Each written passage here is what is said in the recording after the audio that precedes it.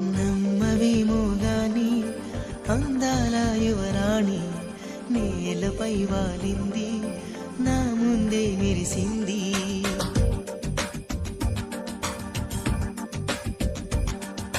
నమ్మవేమో గాని అందాల యువరాణి నేలపై వాలింది, నా ముందే మెరిసింది.